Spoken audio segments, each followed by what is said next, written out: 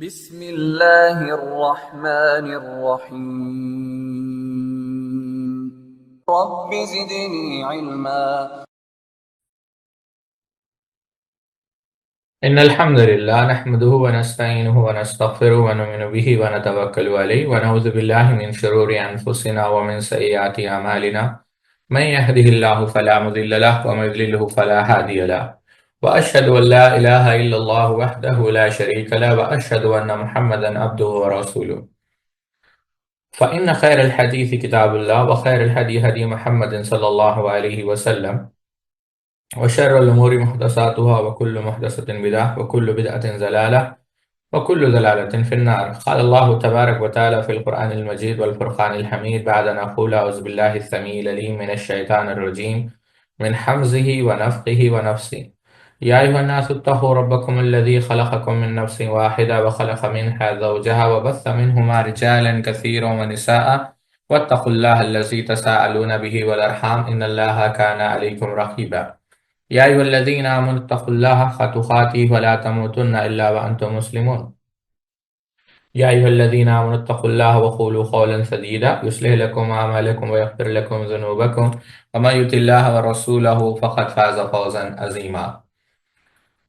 الحمد لله خالق الوجود من العدم الذي علم بالقلم علم الإنسان ما لم يعلم والصلاة والسلام على سید الاشرف الانبیاء المرسلین نبینا محمد وعلى آلہ واصحابہ اجمعین. اما بعد، سرکاری وظیفے لینے سے انکار. عمران سے مروی ہے کہ بیت المال میں سعید بن المسیب رحمہ اللہ کی عطا کے 39,000 درہم باقی تھے. انہیں بلایا جاتا مگر وہ انکار کرتے اور کہتے کہ مجھے ان کی حاجت نہیں تا وقت کہ اللہ میرے اور بنی مروان کے درمیان فیصلہ نہ کر دے. علی بن زید سے مروی ہے کہ سعید المسیب سے کہا گیا کہ حجاج کا کیا حال ہے؟ نہ تو وہ آپ کے ساتھ کوئی برائی کرتا ہے، نہ آپ کو چھیڑتا ہے اور نہ اذیت دیتا ہے. انہوں نے کہا واللہ مجھے نہیں معلوم سوائے اس کے کہ وہ ایک روز اپنے والد کے ساتھ مسجد میں آیا، نماز پڑھی. وہ اس کے رکوع کو پورا کرتا تھا نہ سجود کو. میں نے ایک میٹھی بھر سنگریز لے کر اسے مارا. راوی کا گمان یہ ہے کہ حجاج نے کہا کہ اس کے بعد میں ہمیشہ نماز اچھی پڑھتا تھا. شاہی قاصد یعنی رویل ایمبیسڈر اور آپ کی شان بے نیازی. عمران بیان کرتے ہیں کہ عبد الملک ابن مروان جو اس وقت کا خلیفہ تھا، اس نے حج کیا، مدینے آیا تو مسجد کے دروازے پر کھڑے ہو کر ایک شخص کو سعید المسیب کے پاس بھیجا کہ انہیں بلاؤ اور انہیں حرکت نہ دیں، یعنی کوئی تکلیف نہ دیں. قاصد ان کے پاس آیا، میسنجر، اور کہا کہ امیر المؤمنین دروازے پر کھڑے ہیں اور آپ سے بات کرنا چاہتے ہیں. انہوں نے کہا نہ امیر المؤمنین کو مجھ سے کوئی حاجت ہے اور نہ مجھے امیر المؤمنین سے کوئی غرض. ان کی جو حاجت مجھ سے ہے وہ پوری ہونے والی نہیں. قاصد واپس گیا اور خبری تو اس نے کہا اور خبر دی تو اس نے کہا کہ ان کے پاس پھر جاؤ اور کہو کہ میں صرف آپ سے بات کرنا چاہتا ہوں. اللہ اکبر. آپ دیکھیں یہاں پر کہ حکمران، ہم اس پر تفصیل سے گفتگو کریں گے، لیکن حکمران بات کرنا چاہتے تھے لیکن علماء ملنا نہیں چاہتے تھے. ایسے بہت سارے واقعات آپ کو تاریخ کے اندر ملیں گے. اگر آپ حضرت علامہ مولانا حافظ عبداللہ محدث روکڑی رحمۃ اللہ علیہ کی کتاب ہے جو مکتبہ نظیریہ سے چھپی ہے، اس کتاب کا نام ہے حکومت اور علماء ربانی. اس میں بہت سارے ایسے واقعات نقل کیے ہیں جو علماء حق تھے، ان کا موقف کیا تھا. بہرحال اس میں اختلاف ہے اور اس اختلاف کو ہم ذکر کریں گے یہاں پر انشاءاللہ. لیکن میں آپ کے سامنے ایک اور واقعہ رکھوں گا کہ آپ اندازہ کریں کہ وہ کیسے دینی بات کرنا چاہتے ہیں. میں ایک معروف بادشاہ کا واقعہ آپ کے سامنے رکھتا ہوں. اب ہارون رشید رحمۃ اللہ علیہ کو آپ لے لیں. امام مالک رحمۃ اللہ علیہ کو بلایا گیا تو امام مالک رحمۃ اللہ نے کہا کہ علم جو ہے بادشاہوں کے پاس نہیں جاتا، علم کے پاس آنا پڑتا ہے. اللہ اکبر. اور آپ تاریخ اٹھا کر دیکھیں گے ساتھیوں، کل آپ نے دیکھا کل کہ بہت ستایا گیا، پوری تاریخ آپ اٹھا کر دیکھیں آپ کو بہت سارے ایسے واقعات ملیں گے. سعید ابن جبیر رحمۃ اللہ علیہ کو آپ دیکھیں، جو ہے کل آپ نے سعید بن مسیب رحمۃ اللہ علیہ کو دیکھا. سعید بن جبیر ایک الگ تابعی ہیں، ان کا بھی بہت بڑا مقام ہے. سعید بن مسیب کو کل کیسے تکلیف دی گئی، کل ہم نے دیکھا اس کو. سعید بن جبیر رحمۃ اللہ علیہ قتل کر دیا گیا حجاج بن یوسف کے ذریعے سے ان کو قتل کر دیا گیا، شہید ہو گئے وہ انشاءاللہ۔ امام شافعی رحمۃ اللہ علیہ کو آپ دیکھیں، ان کو بھی جو ہے مارا گیا، ممالک نے ان کو مارا، جس کی وجہ سے اسی درد کی وجہ سے، جیسے امام بہقی نے اور دیگر مؤرخین نے بھی لکھا ہے، آپ جو ہے وفات پا گئے۔ سفیان ثوری رحمۃ اللہ علیہ کو آپ دیکھیں، امام طبری رحمۃ اللہ علیہ کو آپ دیکھیں کہ ان کو اس طریقے سے تکلیف دی گئی بعض متشدد حنابلہ نے، کہ امام طبری کو مسلمانوں کے گھر میں دفنانے کی اجازت نہیں دی گئی، مسلمانوں کے قبرستان میں، یعنی ان کو خود آپ جب ان کی سیرت پڑھیں گے تو آپ کو یہ بات معلوم ہوگی، بلکہ آپ حیران ہو جائیں گے کہ ان کے گھر میں ان کو دفنایا گیا۔ امام بخاری امیر المؤمنین فی الحدیث، آپ جب بخارا آئے، یعنی علم حدیث بخاری تدوین کرنے کے بعد جب اللہ تعالیٰ نے آپ کو شرف قبولیت سے نوازا، یعنی دنیا میں آپ کا چرچا عام ہو گیا، جب آپ آئے تو بہت شان و شوکت کے ساتھ آپ کا استقبال کیا، لیکن بادشاہ نے کہا امام بخاری رحمہ اللہ کو کہ آپ آئیں اور یہ کتاب جو ہے، آپ کا علم جو ہے ہمارے شہزادوں کو پڑھا، تو کہا کہ میں علم کو اس طریقے سے جو ہے بادشاہوں کی چوکھٹ پر ذلیل نہیں کر سکتا، تو کہا ٹھیک ہے، ایک الگ مجلس، کہا نہیں۔ اور اسی ناراضگی کا سبب عبداللہ روبڑی نے لکھا ہے رحمۃ اللہ علیہ، آپ کو جو ہے بخارا چھوڑنا پڑا، یعنی جو آپ کی جو آپ کا وطن ہے اس کو چھوڑنا پڑا۔ پھر سمرقند گئے، سمرقند میں بھی یہی حال تھا۔ اللہ تعالیٰ کی عزت کی قسم، آپ جب یہ سلسلہ جو عبدالسلام مبارک پوری رحمۃ اللہ علیہ کی کتاب حصۃ البخاری، آپ پڑھیں اس کو، شیخ مقصود حفظہ اللہ کو ایک بار ہم نے پوچھا تو آپ کے الفاظ تھے کہ اردو تو اردو، عربی میں بھی امام بخاری رحمہ اللہ کی سیرت پر اس سے بہترین کتاب نہیں۔ آپ جب یہ واقعہ پڑھیں گے تو آپ کے آنکھ میں آنسو آ جائیں گے کہ اتنی تکلیف ہوئی امام بخاری رحمہ اللہ کو اس دور میں، کہ یہاں سے وہاں جا رہے ہیں، وہاں سے یہاں جا رہے ہیں، بہت سا، تو آخر وقت میں وہ تنگ آ کر امام بخاری رحمۃ اللہ علیہ نے اللہ تعالیٰ سے موت کی دعا مانگی، اور جو ہے یعنی اس معنوں میں نہیں جس معنوں میں منع کیا گیا ہے۔ تو راوی بیان کرتے ہیں کہ اس کے بعد امام بخاری رحمہ اللہ کا انتقال ہو گیا۔ امام نسائی کے متعلق بھی معروف ہے کہ آپ کو قتل کر دیا گیا۔ ابن حزم رحمہ اللہ کے متعلق معروف ہے کہ آپ کے جو ہے کتب خانے کو جلا دیا گیا۔ قاضی ایاز رحمۃ اللہ علیہ کے متعلق شیخ الاسلام تیمیہ زندگی جو ہے جیل میں آپ کی گزرے، بلکہ علامہ البانی رحمہ اللہ بھی جیل میں رہے۔ نعیم بن حماد جو امام بخاری کے استاد تھے، آپ تعجب کریں گے، نہ تو ان کو غسل دیا گیا، نہ تو ان کی جنازے کی نماز پڑھی گئی، اور آپ نے یہ آخری خواہش کی تھی کہ مجھے انہی بیڑیوں میں، انہی ہتکڑیوں میں جو ہے دفنا دیا جائے، کہ قیامت کے دن میں اللہ سے کہوں گا کہ میں نے یہ نہیں کہا کہ تیرا کلام مخلوق ہے، میں یہی کہتا رہا، تیرے کلام کا میں دفاع کرتا رہا، اور میں یہ کہتا رہا کہ قرآن اللہ کا کلام ہے، مخلوق نہیں۔ جہمیہ کے خلاف بہت ساری کتابیں آپ نے لکھی۔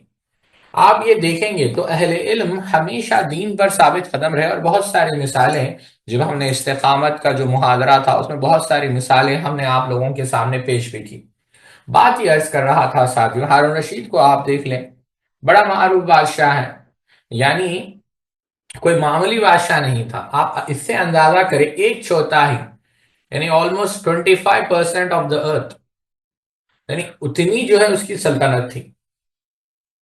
جب وہ خلیفہ بنا تو بہت سارے لوگ جو ہے اس سے ملنے آئے، لیکن سفیان ثوری رحمہ اللہ ملنے نہیں آئے، تو ان کا خط آپ جا کر پڑھیں، یعنی آپ اندازہ کریں خط، یہاں پر خط پڑھنے سے پہلے ایک بات، یہ وہی شخص ہے، یہ وہی بادشاہ ہے جس نے قیصر و خسرا کو کیا لکھا، یعنی کلاب الروم ہے، کتے کے پلے اگر یہ کہا جائے، اتنے سخت الفاظ استعمال کیے ہارون رشید نے، اتنا جو ہے، اتنا آپ سمجھے، اتنا سخت اور متشدد آپ کا انداز تھا، یعنی کوئی رحم نہیں۔ حالانکہ یہ طریقہ اور یہ انداز مصنون طریقہ نہیں ہے، اللہ کے رسول، بہت سارے لوگ ہم دیکھتے ہیں، بڑا تعجب ہوتا ہے ہمیں درسوں کے اندر، کہتے ہیں کہ ہمارا یہ روپ تھا، ہم اس طریقے سے جو ہے کیا کہتے ہیں لوگوں، یعنی مسلمان جو ہے خط لکھتے تھے، نہیں، اللہ کے رسول صلی اللہ علیہ وسلم کا طریقہ یہ نہیں تھا۔ ہمارے لیے ہارون رشید اسوا نہیں ہے۔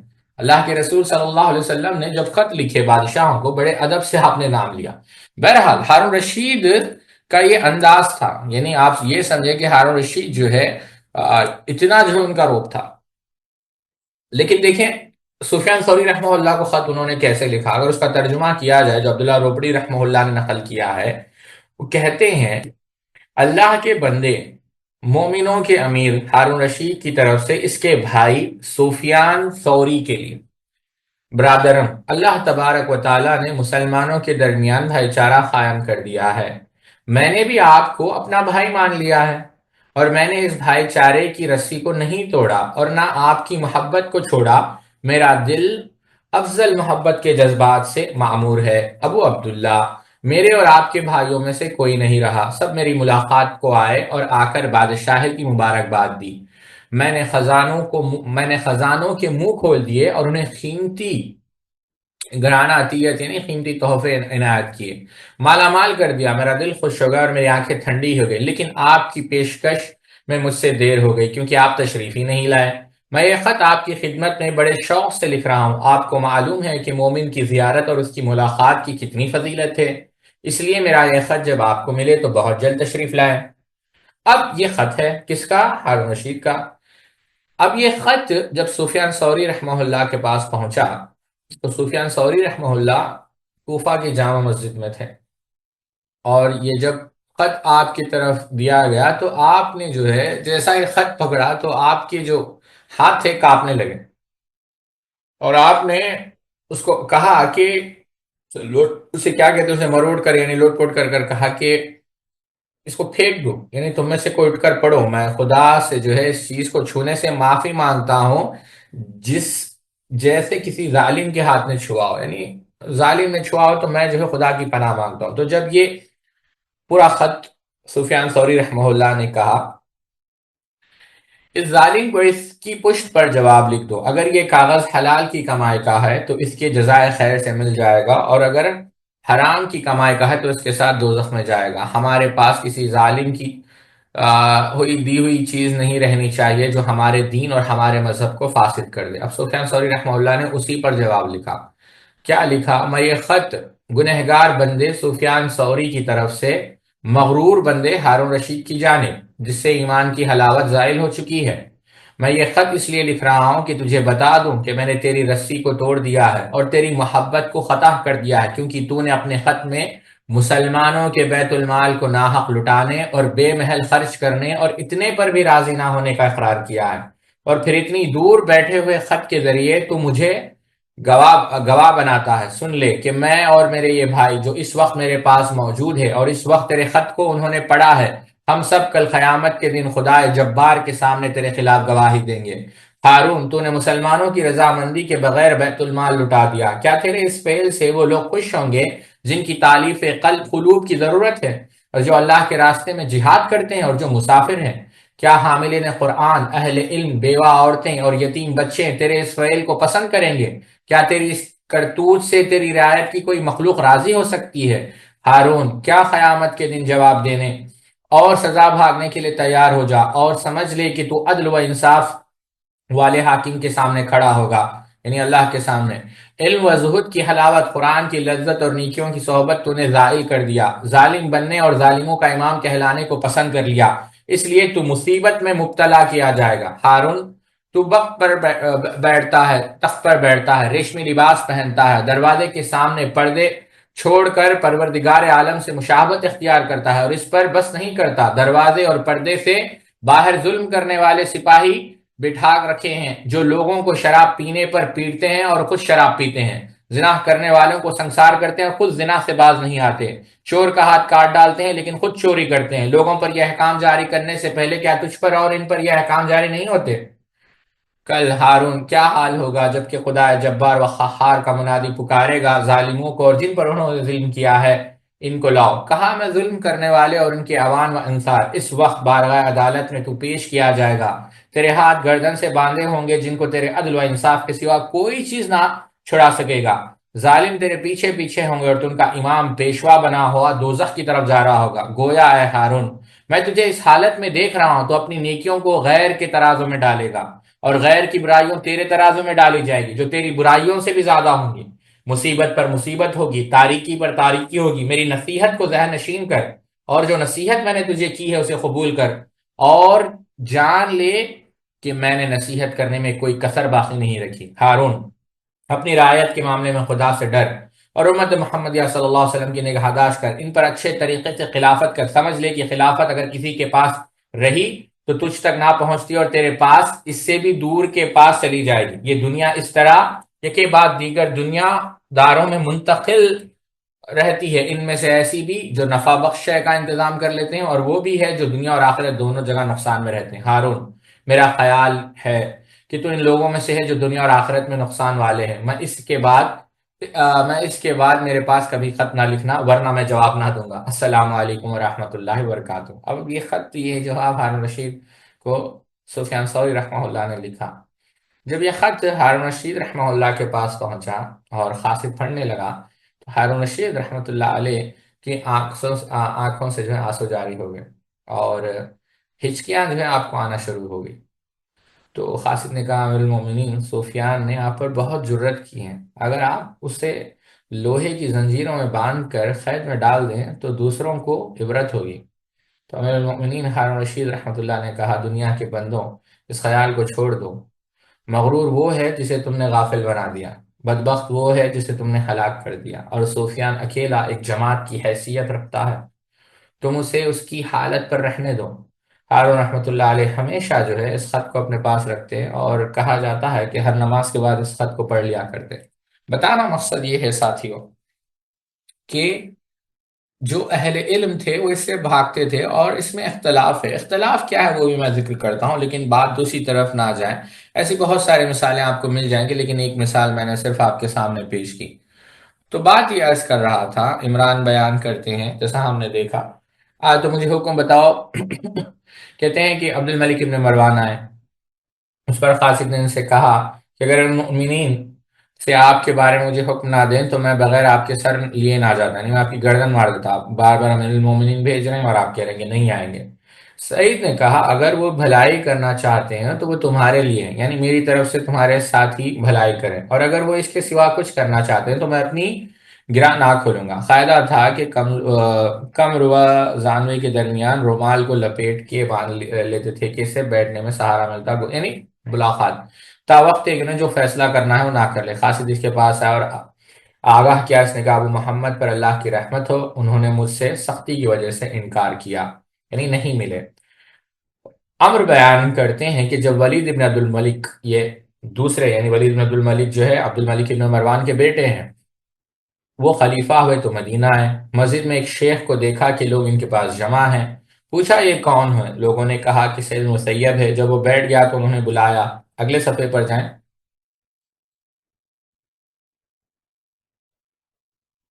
قاصد ان کے پاس آیا اور کہا کہ امیر المؤمنین کا حکم ماننے، اور انہوں نے کہا شاید تم نے میرا نام لینے میں غلطی، یا شاید انہوں نے تمہیں میرے علاوہ کسی اور کے پاس بھیجا ہو، امیر المؤمنین مجھے کیوں بلائیں گے؟ قاصد واپس آ اور خبر دی تو امیر المؤمنین یعنی ولید جو ہے ناراض ہو گئے اور ان کے ساتھ برائی کا جو ہے ارادہ کیا۔ اس زمانے میں کچھ لوگ باقی تھے، اس کے پاس آئے اور کہا کہ امیر المؤمنین، وہ اہل مدینہ فقیہ ہے، قریشی ہیں، اور آپ کے والد عبد الملک کے دوست تھے، آپ سے پہلے کسی بادشاہ نے یہ خواہش نہیں کی، تو نصیحت کی کہ آپ جو رہا، تو وہ نصیحت سے یعنی نصیحت کرنے کے بعد وہ باز آ گیا۔ میمون رحمہ اللہ کہتے ہیں کہ عبد الملک ابن مروان مدینے آیا اور دوپہر کی نیند سے بیدار ہوا تو ان درباریوں سے کہا کہ دیکھو مسجد میں اہل مدینہ میں سے کوئی مجھ سے بات کرنے والا ہے؟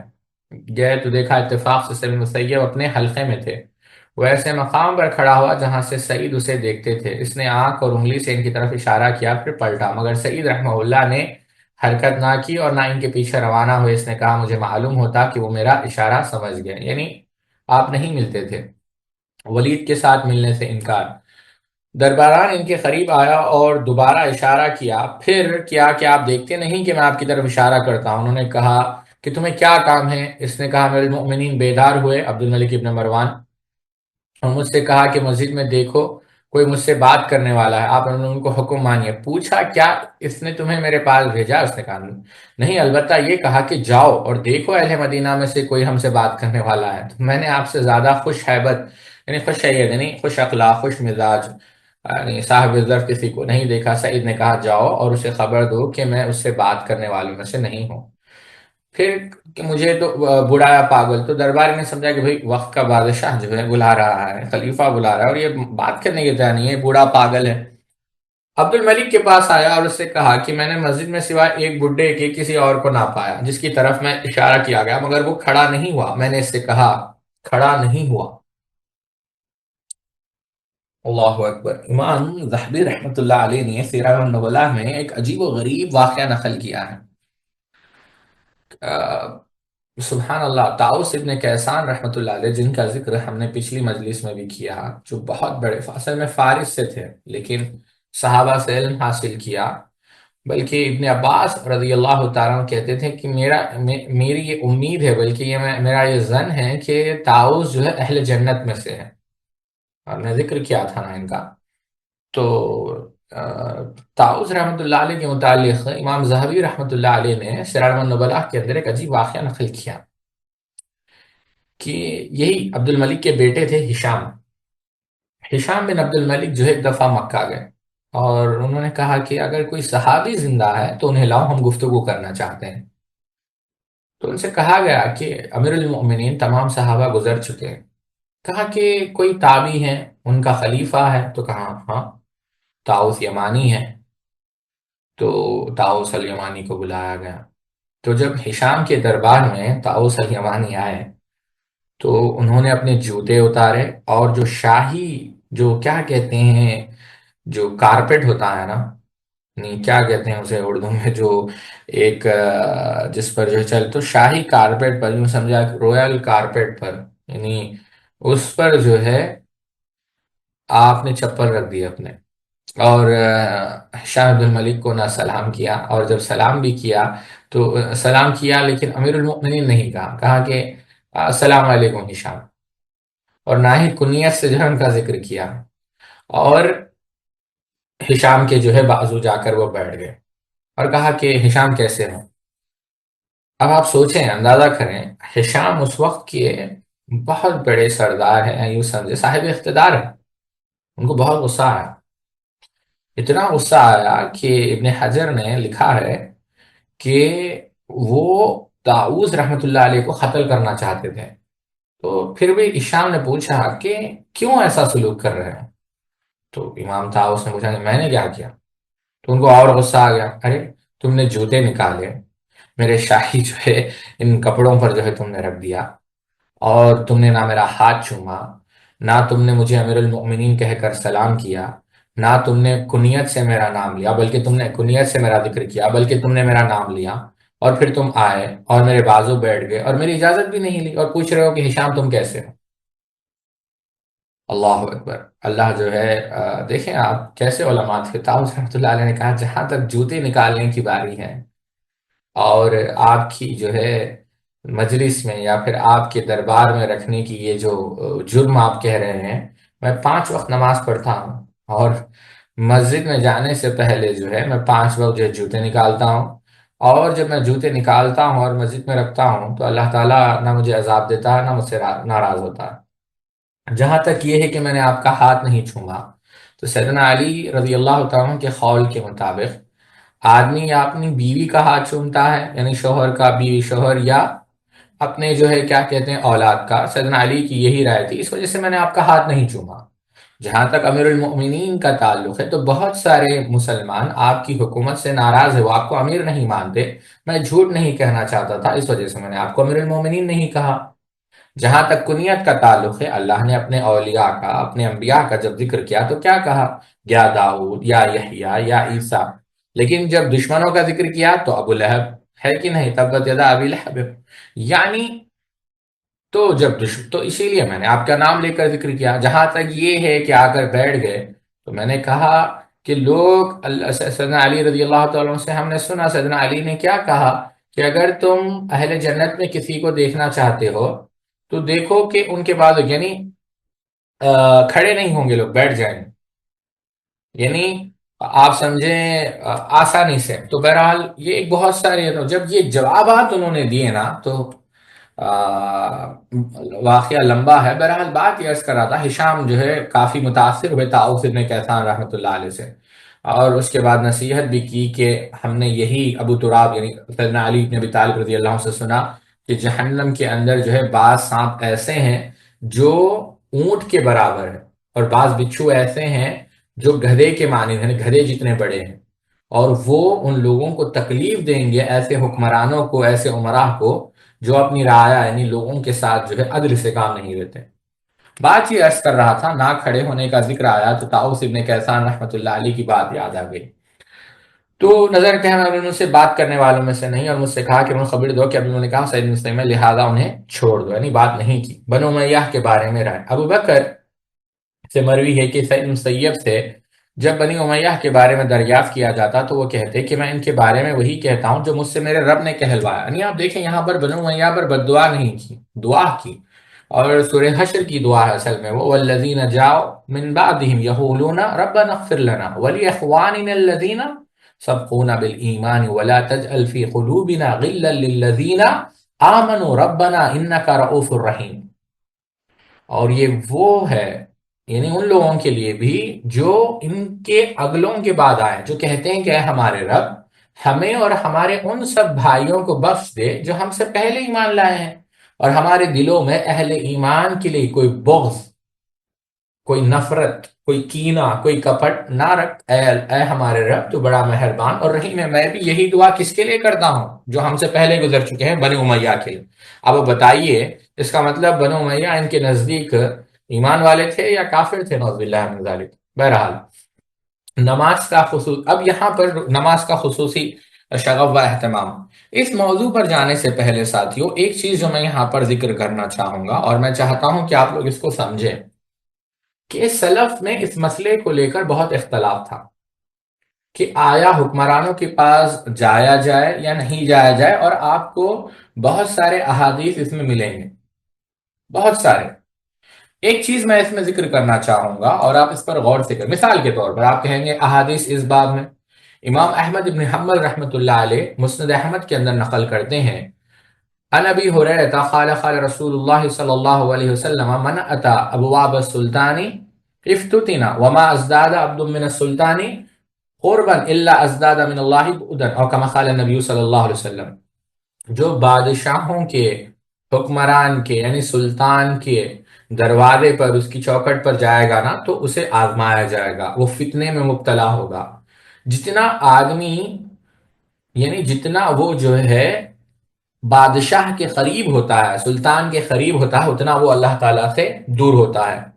امام ترمذی رحمۃ اللہ علیہ اپنی سنن کے اندر نقل کرتے ہیں، شیخ البانی نے اس کو صحیح کہا کہ اللہ کے رسول صلی اللہ علیہ وسلم نے کہا من اتی ابواب السلطان افتتنا، کہ جو بادشاہوں کے دروازے پر جائے گا اسے، یعنی وہ فتنے میں مبتلا ہوگا۔ امام بہقی رحمۃ اللہ علیہ شعب الایمان کے اندر نقل کرتے ہیں اللہ کے رسول صلی اللہ علیہ وسلم نے کہا ایاکم وابواب السلطان فانہ قد اصبح یعنی الجوارۃ، کما قال النبی صلی اللہ علیہ وسلم، کہ تم آگاہ ہو جاؤ، بچو کہاں جانے سے؟ بادشاہوں کے دروازوں پر جانے سے۔ کیوں؟ کیونکہ اگر تم جاؤ گے وہ کیا ہو جائیں گے؟ ظالم ہو جائیں گے۔ شیخ البانی نے اس حدیث کو الصحیحہ کے اندر صحیح قرار دیا۔ سیدنا علی بن ابی طالب رضی اللہ عنہ کہ اتقوا ابواب السلطان، ڈرو تم بادشاہوں کے دروازے کے جانے پر۔ یہی بات سید مسیب رحمۃ اللہ علیہ نے، کیونکہ اب ان کا ذکر آ رہا ہے، اگر آپ ابن مفلی رحمہ اللہ کے آداب الشریعہ اٹھا کر دیکھیں، سید المسیب رحمہ اللہ نے کیا کہا؟ اذا رأیتم العالم یخشى الامراء فاحذروا منه فانه لص۔ اللہ اکبر، کہا کہ اگر تم کسی عالم کو دیکھو جو امراء کے قریب ہے تو جان لو کہ یہ چور ہے، جان لو کہ یہ چور ہے۔ اس کی مثال آپ سوال و جواب کی نشست میں یاد دلائیں کہ آپ نے کہا ایک مثال دیں گے، جان لو کہ وہ چور ہے۔ ابن عبد البر رحمۃ اللہ علیہ نے یہاں تک کہا، بڑی بہترین بات آپ نے کہی، شر الامراء ابعدہ من العلماء وشر العلماء اقربہ من الامراء۔ اللہ اکبر، کہا کہ بدترین امراء، بدترین حکمران وہ ہے جو علماء سے دور ہیں، اور بدترین علماء وہ ہے جو حکمران کے قریب ہے۔ ابن عبد البر رحمۃ اللہ علیہ نے بات کہی۔ اب اور بھی بہت ساری باتیں ہیں، ہم اس میں نہیں جاتے، لیکن یہاں پر معتدل رائے کیا ہے یہ بات سمجھے آپ۔ دیکھیے ساتھیوں، اس پر بہت ساری کتابیں لکھی گئی ہے، یہ کوئی معمولی مسئلہ نہیں۔ ابو الحسن علی بن محمد ابن حبیب الماوردی رحمہ اللہ، جن کا انتقال 450 ہجری میں ہو، آپ کی کتاب ہے نصیحت الملوک، اسی موضوع پر۔ امام ابو حامد حجت الاسلام امام غزالی رحمہ اللہ، جن کا انتقال 505 ہجری میں ہوا، آپ کی کتاب ہے التبر المسبوق فی نصیحت الملوک، یہ پوری کتابیں موجود ہیں۔ ابو بکر ابن ولید الترتوشی رحمہ اللہ، جن کا انتقال 520 ہجری میں ہوا، آپ کی کتاب ہے سراج الملوک. ابن الجوزی رحمہ اللہ کی کتاب ہے عطف العلماء علی امراء والامراء علی العلماء، یعنی علماء کا تعلق امراء سے، امراء کا تعلق علماء سے. امام ملا علی قاری رحمہ اللہ کی کتاب ہے تبعید العلماء عن تقریب الامراء، یعنی علماء جو دور ہوتے ہیں کس سے؟ امراء سے. یمن کے جو عالم دین ہیں سبل السلام والے، جنہوں نے بلوغ المرام کی شرح لکھی، محمد ابن اسماعیل السنانی رحمہ اللہ، ان کی ایک کتاب ہے ازالۃ التہمہ ببیان ما یجوز و یحرم من مقالۃ الظلمہ، کہ یہ جو الزام ہے، اس الزام کو میں دور کر رہا ہوں کہ کیا جائز ہے اور کیا ناجائز ہے ظالم حکمراں سے ملاقات میں. یہ بات انہوں نے ذکر کی. خالد شوکانی کی کتاب ہے رفع الاساطین فی حکم الاتصال بالسلاطین، کہ حکمرانوں سے تعلق میں اصل چیز کیا ہے. اب یہ حکمران اور علماء جو بار بار ذکر کیے گئے ہیں ساتھیوں، وہ کیا ہے؟ اور بھی کتابیں ہیں. میں ایک اور کتاب کا نام میں بھول رہا ہوں جو امام سیوطی رحمۃ اللہ علیہ کی ہے. مجھے ابھی میں نے امام سیوطی کی ہے ما رواہ الاساطین فی عدم المجیء الی السلاطین، یہ امام سیوطی رحمۃ اللہ علیہ کی کتاب ہے.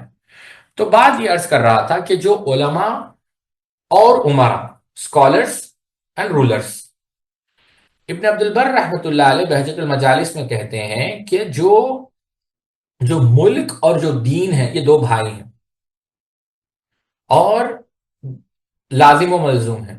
دین آساس ہے، فاؤنڈیشن ہے، ملک محافظ ہے، حفاظت کرتا ہے. اگر بنیاد نہیں رہے گی، آساس نہیں رہے گی، تو کیا ہوگا؟ ہلاکت کا سبب بنے گی. اور اگر محافظ نہیں رہے گا تو گم ہو جائے گا، معاملہ جو ہے گم ہو جائے گا. تو یہ ان کے تعلق ہے. جیسا یعنی ایک مشہور مقولہ ہے کہ عالم نے بادشاہ سے کہا کہ ہم آپ کی تلوار کے سائے میں، کیا مانا؟ حفاظت. تو بادشاہ نے عالم کو کیا جواب دیا کہ ہم آپ کے قلم کے سائے میں، یعنی ہدایت. ابن الجوزی رحمۃ اللہ علیہ نے ان کی جو کتاب ہے جو ابھی ہم نے ذکر کی، ابن الجوزی رحمہ اللہ کی بڑی معروف کتاب ہے اس موضوع پر، حتف العلماء علی الامراء والامراء علی العلماء. آپ نے بڑی پیاری بات کہی. آپ نے کہا کہ 3 قسم کے علماء ہوتے ہیں. ایک وہ نہیں، 3 قسم کے امراء ہوتے ہیں، یعنی حکمران. ایک وہ حاکم ہے جو حق کی پیروی کرتا ہے، لہذا اس کی تائید کرنا، اس کا تعاون کرنا اور اس کے پاس جانا یہ عبادت ہے، فرض ہے. یعنی اس کے پاس جانا عبادت ہے اور تعاون کرنا فرض ہے. دوسرا وہ عابد، دوسرا وہ حاکم جس کے بعض چیزیں صحیح ہیں، بعض چیزیں غلط ہیں، یعنی کچھ کام صحیح کرتا ہے، کچھ کام غلط کرتا ہے، تو اس کو جو ہے نصیحت کرنی چاہیے، حتیٰ یہ کہ وہ نصیحت کو مان لے. یہاں پر شیخ ابن باز رحمۃ اللہ علیہ کی آپ سیرت پڑھیں، آپ کو بہت ساری ایسے مثالیں ملیں گی جہاں پر شیخ ابن باز رحمۃ اللہ علیہ نے حکمرانوں کو نصیحت کی. لیکن ایک بات ساتھیوں جو اہم ہے، ہم نے پچھلی نشست میں بیان کیا کہ حکمرانوں کو نصیحت کرنے کا طریقہ کیا ہے، اس کو بھی خاص جو ہے اس کا لحاظ کیا جائے. تیسری چیز یا تیسرے قسم کے حکماء امراء کون ہے؟ جو کافی جو ہے ظلم کرنے والے ہیں، کبھی کبھار جو ہے ان سے کوئی نیکی یا کبھی کبھار وہ صحیح ہوتی ہے، تو ان کے پاس نہ آ جایا جائے، ان سے دور ہی رہا جائے. اگر ہو سکے تو ٹھیک ہے نصیحت کرے، لیکن دور رہنا ہی جو ہے بہتر ہے. یہ بات ابن جوزی رحمۃ اللہ علیہ نے کہی. آپ ابن مفلی رحمۃ اللہ علیہ کی جو آداب الشریعہ ہے اس میں بھی یہ ایک بات ہے، انہوں نے ایک باب باندھا انقباض العلماء المتقین من اتیان الامراء والسلاطین، جہاں پر یہ بات انہوں نے ایک بڑی بات انہوں نے کی ہے. انہوں نے کہا ہے اس میں کہ امام احمد ابن حنبل رحمۃ اللہ علیہ خلفاء کے پاس نہیں جاتے تھے، حکمرانوں کے پاس نہیں جاتے تھے، شہزادوں کے پاس نہیں جاتے تھے، بلکہ انہیں کچھ لکھ کر بھی نہیں بھیجتے تھے، اور اپنے اصحاب جو ان کے تلامذہ تھے ان کو اس سے روک دیا تھا. ٹھیک ہے، یہ سلف کی ایک جماعت کا موقف ہے، یعنی مکمل. بلکہ سفیان ثوری رحمہ اللہ یہاں تک تھا کہ قل اللہ احد پڑھنے کے لیے بھی بلائے تو نہ جاؤ. لیکن بعض علماء کی اس پر الگ رائے ہے، یہ بھی بات ابن مفلی نے نقل کی. تو ابن مفلی رحمۃ اللہ علیہ کہتے ہیں جو بات ظاہر ہے وہ یہ ہے کہ اگر ڈر ہے کہ وہ گناہ کر بیٹھیں گے یا حکمرانوں کو جو ہے ظلم پر جو ہے آمادہ کر دیں گے، تو بہتر یہی ہے کہ آپ ان سے دور رہیں، ان کے نقصان سے بچے رہیں۔ لیکن آپ نصیحت کریں گے تو یہ بھی اچھی بات ہے، کیونکہ اس کے بھی دلائل ہیں۔ عروہ ابن زبیر رحمۃ اللہ علیہ، ابن شہاب زہری رحمۃ اللہ علیہ، جو اس وقت کے بہترین علماء تھے، وہ عمر بن عبدالعزیز رحمۃ اللہ علیہ کی جو ہے صحبت میں رہتے تھے، عمر بن عبدالعزیز کو جو ہے مشورہ دیا کرتے تھے۔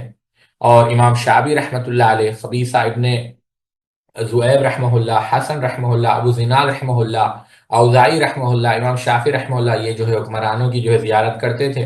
تو یہ اس میں اختلاف ہے، اور بہت سارے جو ہے آپ کو آثار بھی اس میں ملیں گے۔ یہ بات کس نے کہی؟ امام نے مفلی رحمۃ اللہ علیہ نے کہی، یہ اس کو یاد رکھیں آپ۔ چلیں، تو اس کے بعد امام نے مفلی رحمۃ اللہ علیہ نے چند قسمیں بیان کی ہے کہ حکمرانوں سے جو اختلاط ہے اس کی مختلف قسمیں ہیں۔ تو انہوں نے کہا کہ پہلی قسم تو یہ ہے کہ آپ اس سے مل رہے ہیں اور حق کو واضح کر رہے ہیں، ہدایت کی تلقین کر رہے ہیں، علم شریعت پڑھا رہے ہیں، اور یعنی آپ صحیح کام کر رہے ہیں، تو یہ تو جو ہے واجب ہے۔ دوسرا، آپ اس سے مل رہے ہیں، لیکن جو ہے آپ اس سے اس لیے مل رہے ہیں کہ اگر ڈر ہے آپ کو کہ اگر آپ اس سے نہ ملیں تو وہ آپ کے جان کو، اس کو نقصان پہنچائے گا، تو یہ بھی جائز ہے۔ آپ اس لیے مل رہے ہیں کہ وہ آپ کا رشتہ دار ہے، تو یہ بھی جائز ہے۔ اور اس کے بعد اور بہت ساری چیزیں، یعنی یہ تو ہے۔ پھر آپ اس لیے مل رہے ہیں کہ تاکہ آپ کے کام آسان ہو جائے، یعنی کاروبار آسان ہو جائے، تو یہ بھی جائز ہے۔ آپ اس سے اس لیے مل رہے ہیں کہ آپ جو ہے آپ کا حق اس سے لے لیں، کیونکہ بہت سارے دفعہ آپ کے کام رک جاتے ہیں، تو یہ بھی جائز ہے۔ تو جائز طریقے بھی ہیں، یہ چیز میں آپ کو بتا رہا ہوں اصل چیز، اور ناجائز طریقے بھی ہیں۔ اب امام شوکانی رحمۃ اللہ علیہ نے، بلکہ امام شوکانی کی جو کتاب ہے رفع الاساطیر، اس کی شرح کی ہے شیخ محمد بن صالح العثیمین نے، اور اس کے اندر شیخ محمد بن صالح العثیمین رحمہ اللہ نے علماء کو 3 حصوں میں تقسیم کیا ہے۔ شیخ محمد بن صالح العثیمین رحمۃ اللہ علیہ کی کتاب ہے التعلیق علی الرسالہ رفع الاساطین فی حکم الاتصال بالسلاطین، یہ 1430 ہجری میں دارالوطن ریاض سے چھپا ہے۔